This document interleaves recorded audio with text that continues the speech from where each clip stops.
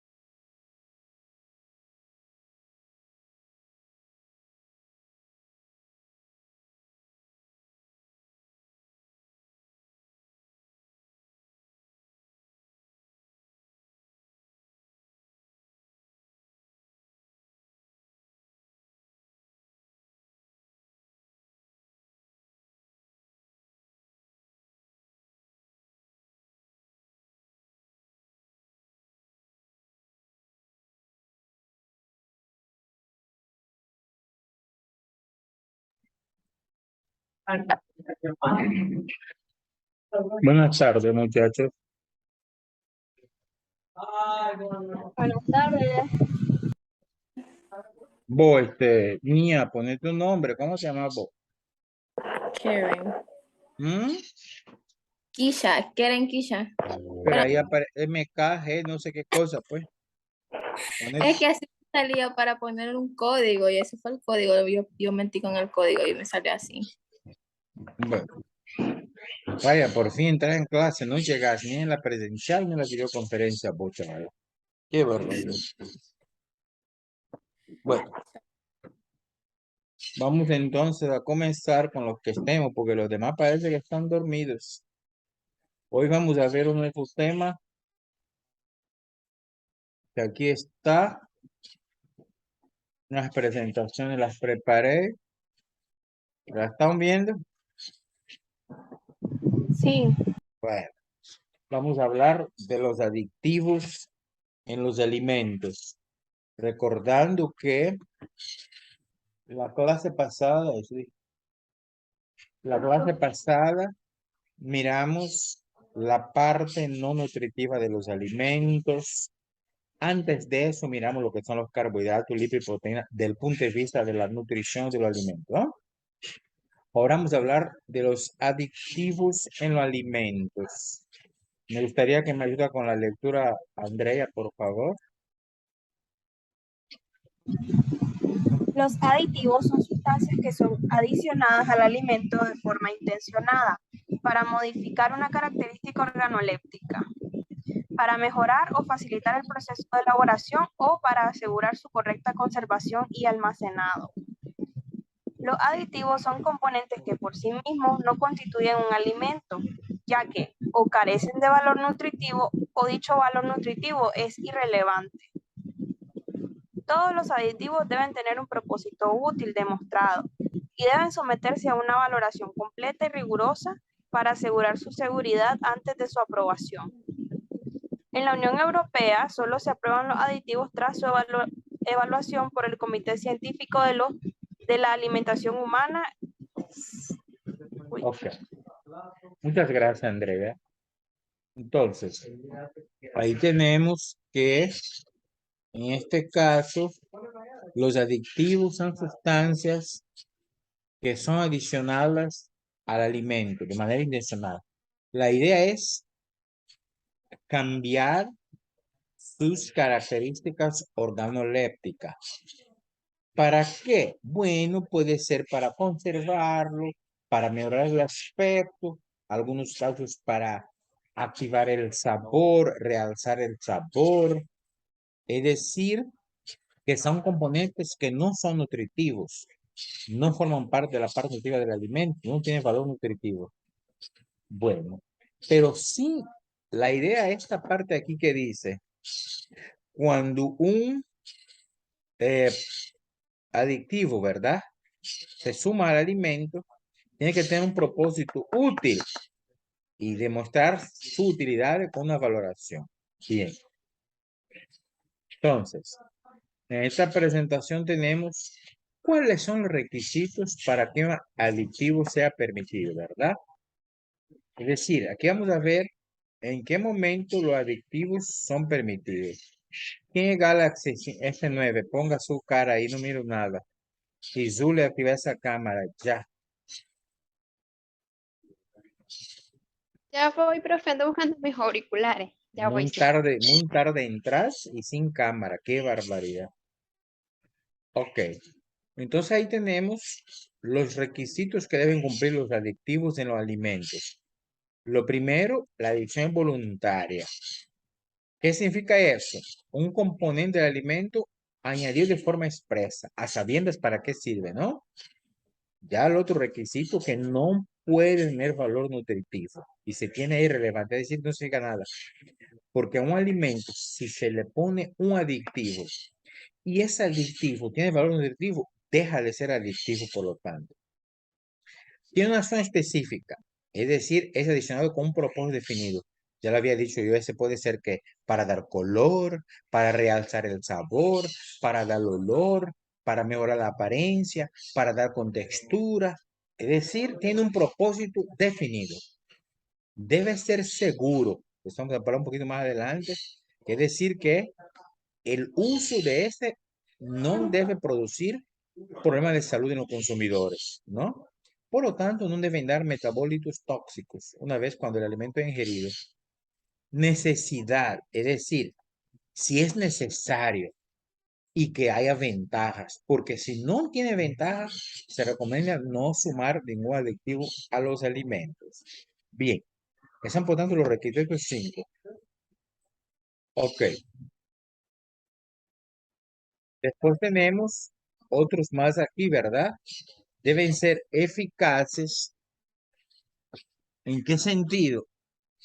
Bueno, la eficacia que debe ser, aunque en dosis muy pequeñas, pero que haga su efecto. Es decir, por ejemplo, si hablamos de colorante, un colorante que se pone una cantidad de pequeña, pero que realce el color. Si es saborizante, pequeño, pero que saboriza bastante, ¿verdad? Ok. Que tenga una identificación y determinación. Debe existir un método analítico, cualitativo y cuantitativo fiable para detectar su valor en producto final. Es decir, hay que saber cuánto hay en el producto final. Después tenemos que su identidad y pureza. Es decir, cuando hablamos de los criterios para establecer la pureza, se deben indicar los límites máximos de impurezas químico-biológicas permitidas. Y como norma general, un aditivo no puede ser una mezcla de sustancias, sino que debe ser una sustancia única. Es decir, tiene que ser una sustancia única. A menos que sea un aditivo natural. ¿Por qué aditivos naturales?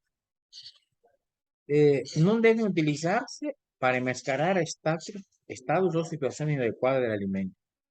Disculpe un segundito.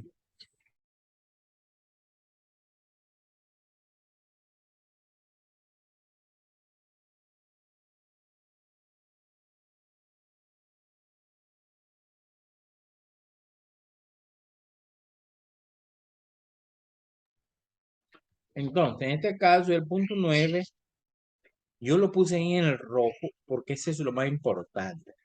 Que un aditivo jamás se debe utilizar para enmascarar un estado o situación inadecuada del alimento. Por ejemplo, voy a dar un ejemplo. No se puede utilizar un aditivo para un alimento que está en descomposición y quitar el mal olor. Eso es criminal, porque va a hacer con que la persona consuma un alimento que está vencido, ¿no? Es decir, no se puede usar para enmascarar situaciones como, por ejemplo, vencimiento, sabor, etc. ¿Me explico? ¿Estamos entendiendo, chicos? Vamos a ver aquí cómo estamos con estas cámaras. La Seidi acaba de entrar y no pone cámara, como que le voy a sacar. Entra tarde y sin cámara. Y la azul y no tenía cámara. Qué barbaridad esa Aquí Seidi. estoy, profe. Buenas ¿Por qué tardes. tan tarde? ¿Por qué tan tarde? Profe, no encontraba el link. Le daba a copiar para que me abriera de un solo en la plataforma y no entraba. ¿Cuántas veces tengo que Hasta hablar? Andrea le escribí. Todos los sábados el mismo pleito. Todos los sábados. Qué Lo barbaridad. siento. Bueno, pues, continuamos. Continuamos.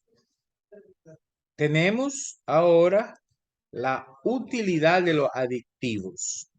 ¿Por qué son útiles? ¿Para qué sirven otras palabras? A ver, Zuli, ¿cuál es su utilidad? ¿Y por qué tan tarde vos, Wesley, qué pasó? Y todavía moviéndose por todas, todo Boaco, todo Chontales, todo no sé cuánto. ¿Por qué tarde? Wesley. Bueno, a ver, Zuli, lea la presentación, dale. Dice, utilidad de los aditivos. 1. Para aumentar la estabilidad de los alimentos y conseguir que estos mantengan óptimas sus cualidades organolépticas hasta el momento de ser consumidos, evitando así riesgo para la salud pública. Es decir, a ver, aquí vamos a ver que el aditivo tiene esa importante función de hacer con que sea estable el alimento. Cuando hablamos de estabilidad, para que el alimento llegue al consumidor final con las mismas características cuando es preparado, ¿verdad?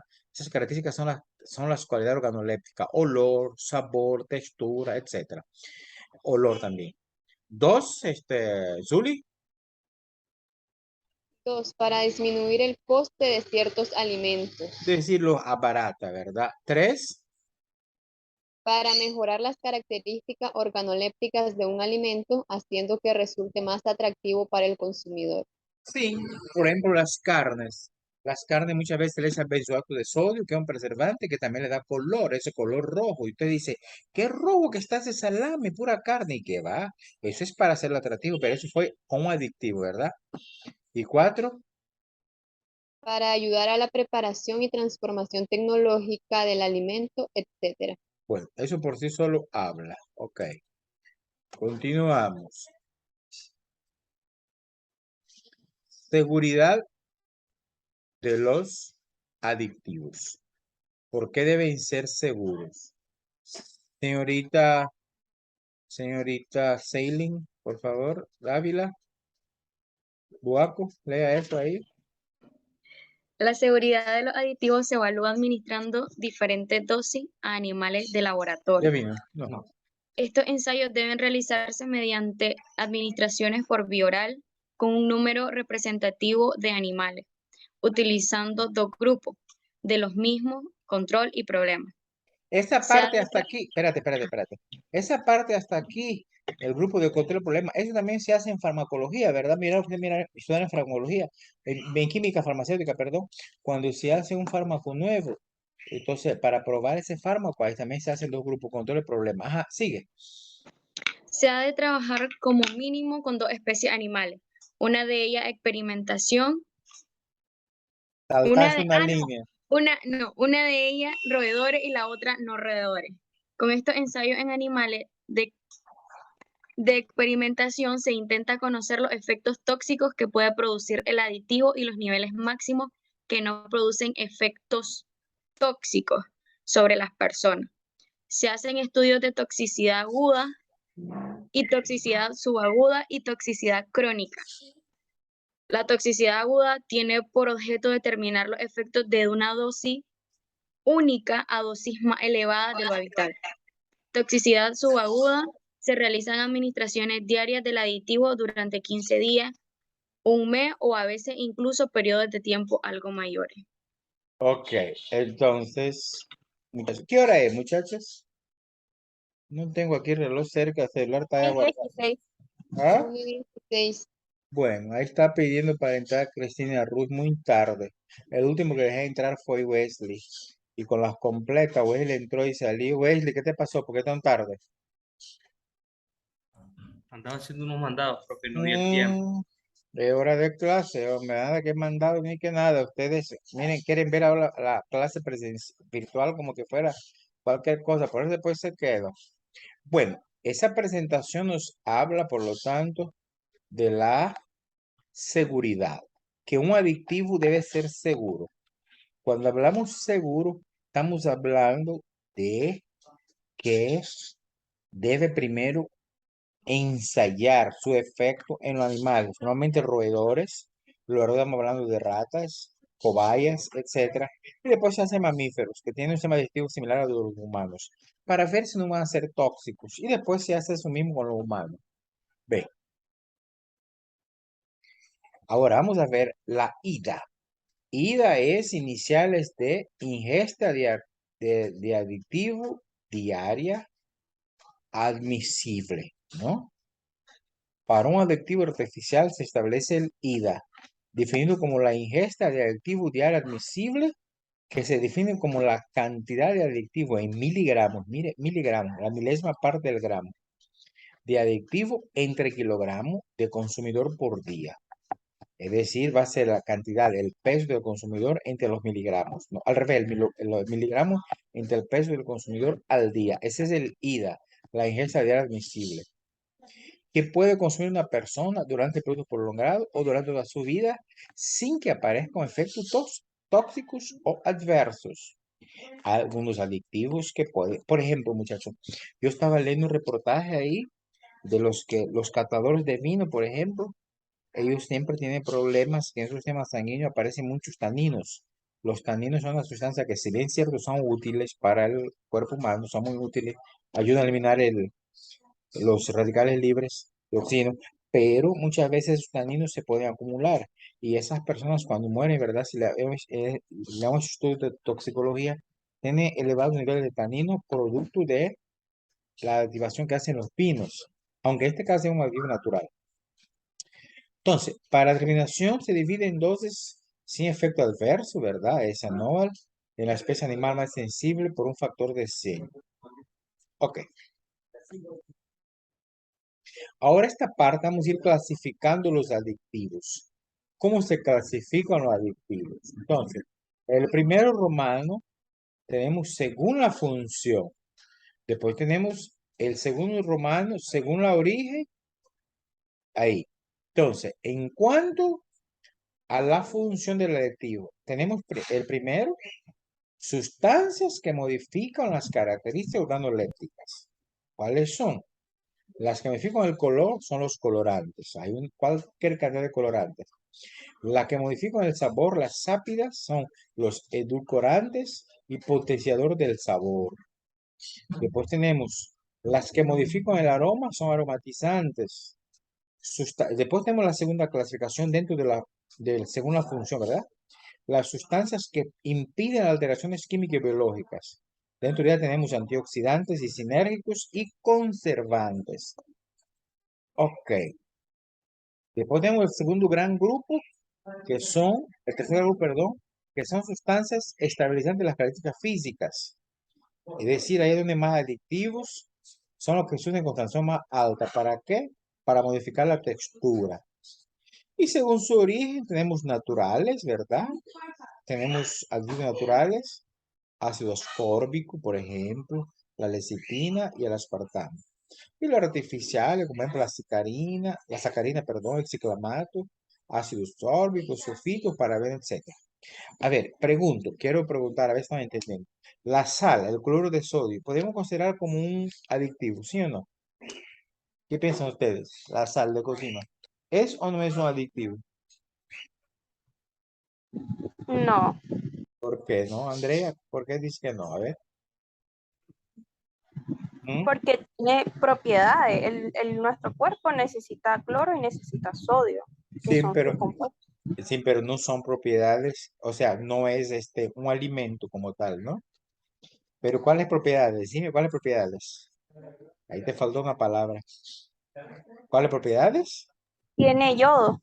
¿Pero cuáles propiedades? ¿Y el yodo qué hace? ¿Alimenta? No. ¿Qué hace el yodo? A ver. El yodo es para la función tiroidea, lo necesitamos. Es un nutriente, por lo tanto. Nutriente. Eso. Entonces, no se puede considerar porque nutre. Recuerden, mire, voy a regresar a la primera presentación. A la primerita. Dice que los aditivos, aquí este párrafo, mire el cursor, son componentes que por sí mismos no constituyen alimento. ¿Por qué? Porque carecen de valor nutritivo. Si ya tiene valor nutritivo, no puede ser un aditivo. Ok, bien. Entonces estamos con la clasificación. Tenemos entonces naturales y artificiales según su origen. Ok.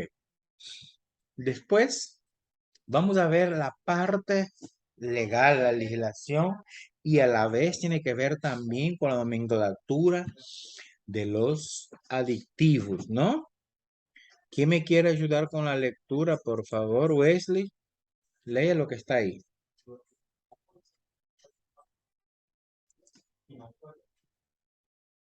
La presencia en la legislación. Sí, ahí lo que está en la pantalla. Un segundo. La presencia de los aditivos es un alimento de la aclaración obligatoria. Para ello, cada aditivo tiene, según la Unión Europea, asignado un código formado por la letra E, seguido de 3 o a veces 4 cifras. Es un código internacional que asigna a cada aditivo su código y luego cada país tiene una lista de aditivos permitidos y prohibidos.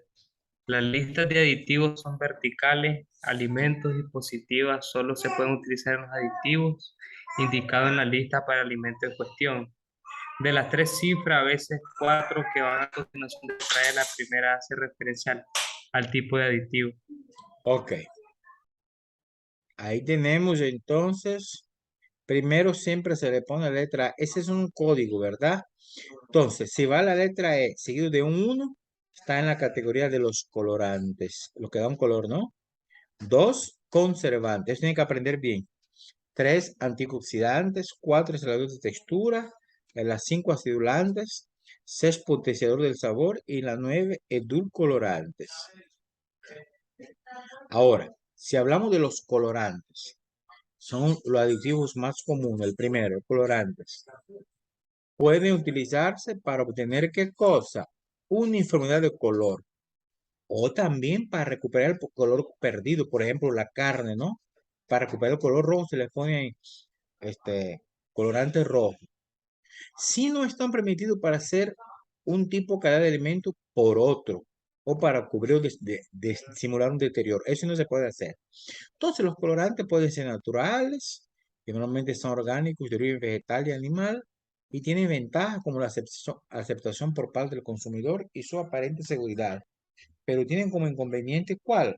Que tienen bajo poder colorante, pues colorean poco. Por lo tanto, precisan de concentraciones altas, dosis altas, y además son inestables y son sensibles al pH. Si cambia el pH, los pueden cambiar. Además de eso, tienen un precio elevado y hay poco estudio sobre su efecto a dosis elevada.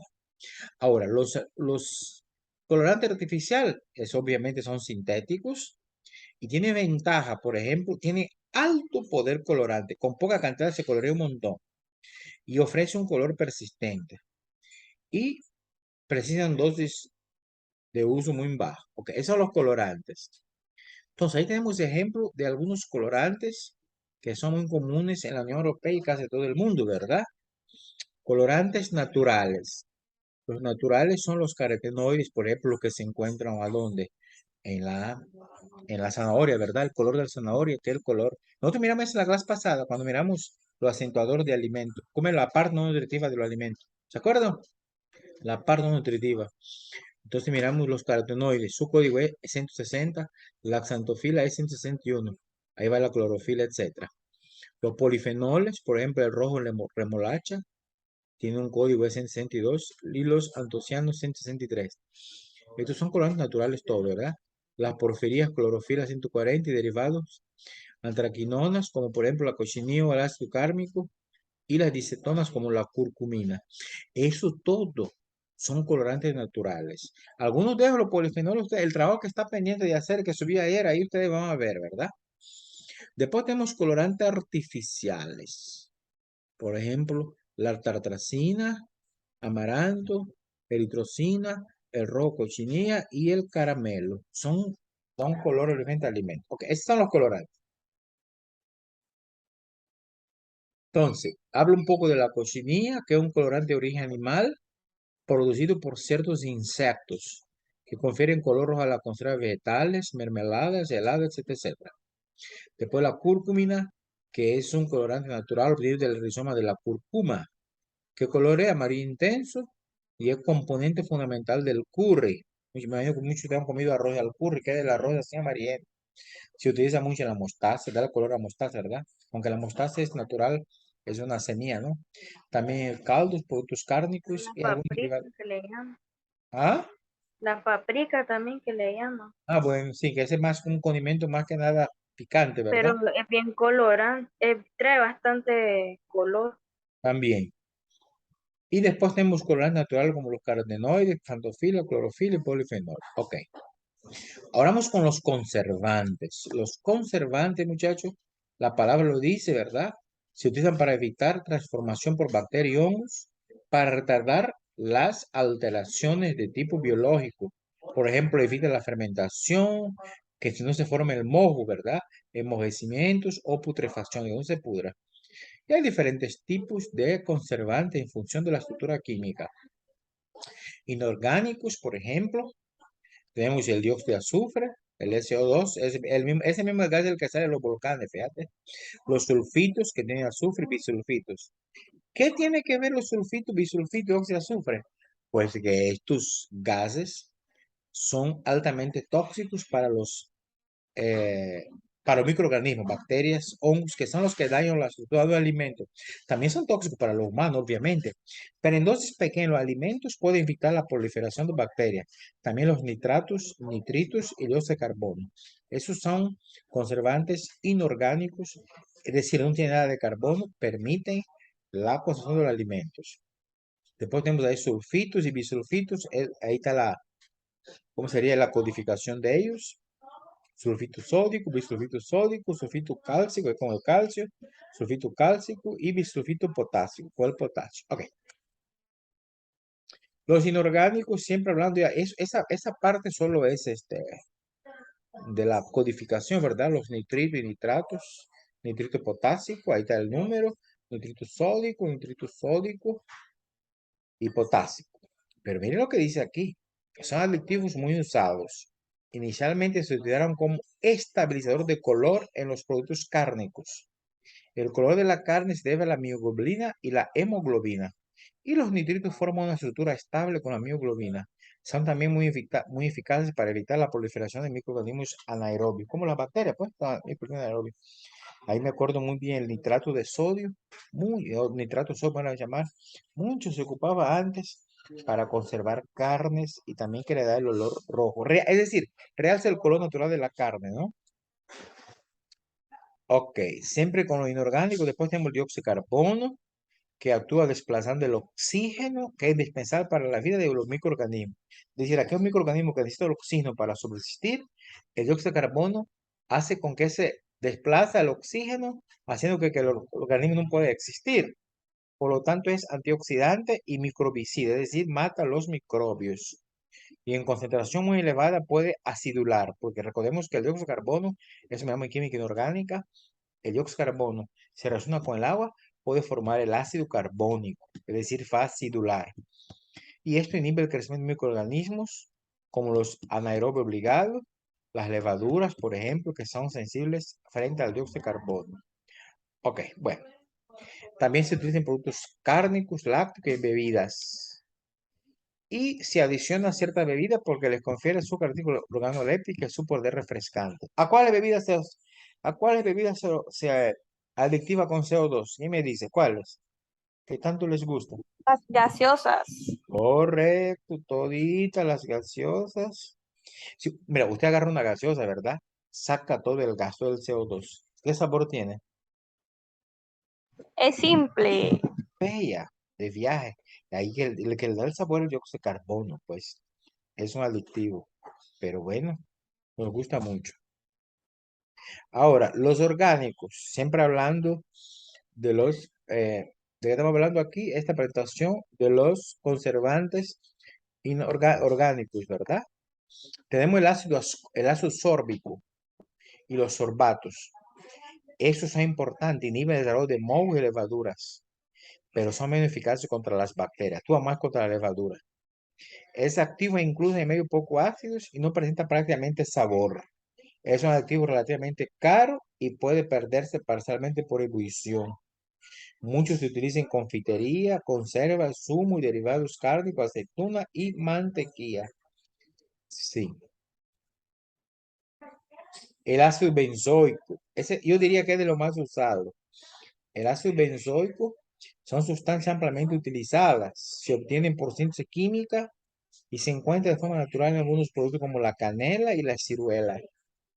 Es un conservante muy económico, muy efectivo contra moho y levadura, pero menos efectivo en bacterias, ¿verdad? ¿Tiene algún inconveniente? ¿Por qué? Tiene un sabor desagradable y es astringente y puede provocar toxicidad. Se utiliza como conservante de bebida refrescante, repostería, derivado lácteo, conserva vegetal, etc. Su ida, ¿qué cosa es ida? ¿Qué cosa es ida? Ingesta diaria de aditivos, ¿verdad? Según la OMS es de 5 miligramos por cada kilogramo al día. 5 miligramos por kilogramo de peso. Pero puede provocar alergia y se está dando su potencial efecto cancerígeno. Se piensa que puede ser cancerígeno. Se piensa, no se dice la última palabra. Bien.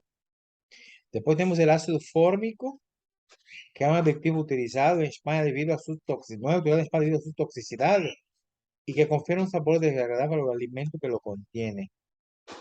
En los países que sí está autorizado se utiliza para conservar zumo de fruta, conserva de vegetal, el ácido fórmico.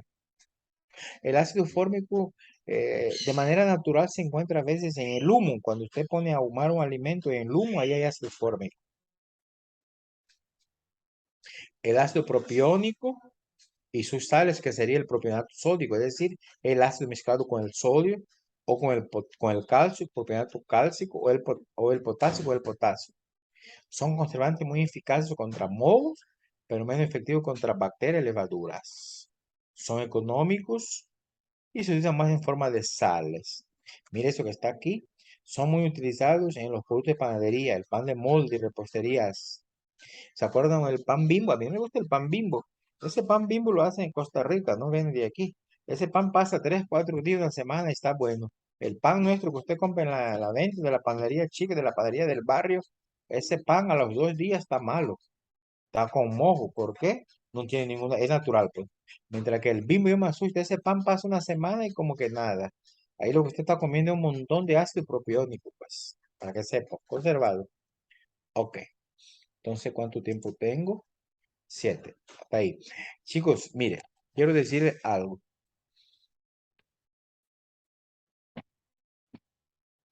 En la, en la, puse mano, ay, bueno.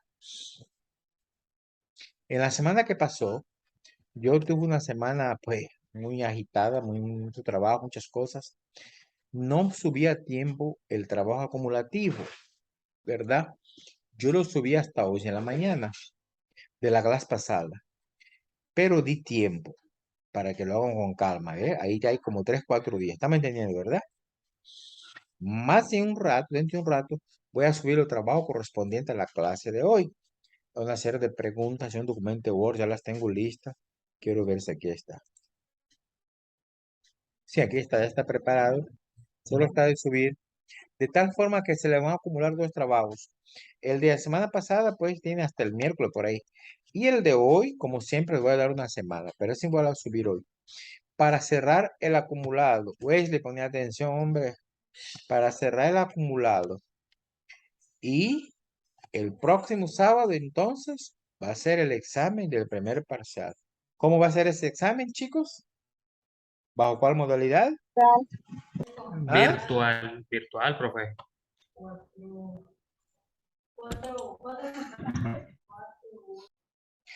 No sé qué ha comido este Wesley en el almuerzo que está delirando, hablando cosas, pues. ¿La clase cómo va a ser la próxima semana?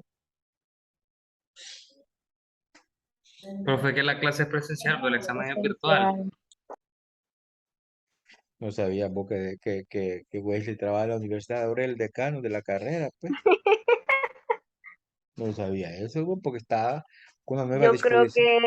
pero yo creo que es presencial, profe, el examen, creo, pues yo. Obviamente que es presencial. presencial. ¿Verdad que es presencial? Pues claro, Si la clase toca presencial, es presencial el examen. así mismamente. Así No que tiene esas, por qué ser virtual el examen y la clase presencial no. es que Wesley lo quiere virtual, está haciendo la lucha, el más, para ver si agarra algo, pues. Él está haciendo la lucha. El examen va a ser escrito la próxima sesión. Por lo tanto, ustedes van a llegar a la 1 en punto conmigo. Yo la próxima semana, ¿cómo va a ser el horario? Voy a estar en la casa a las 12 y la cosa que voy a llegar a la 1. Entonces, ustedes me esperan que yo llego a la 1 en punto a hacer el examen. Va a ser presencial. Y que falta el otro sábado, ¿no? Hacer el examen. Muy simple, va a tener que ir a pagar ¿cómo es que le llaman? Rescate, ¿cómo es que le llaman? Reprogramación. Reprogramación que vale $10 por ahí. Entonces, no estamos para eso. Ok, chicos, ¿alguna pregunta, alguna inquietud? ¿Dudas, enojos, arrechuras? Hable ahora o cállese para siempre. Bueno, muchachos, conéctense temprano a la videoconferencia. Hoy era la 1, no había nadie. Al rato se metió la Andrea, fue la primera, ¿verdad? Y después creo que fue la segunda, fue la MKG38i. Sí, porque ahí está ese nombre que sale ahí.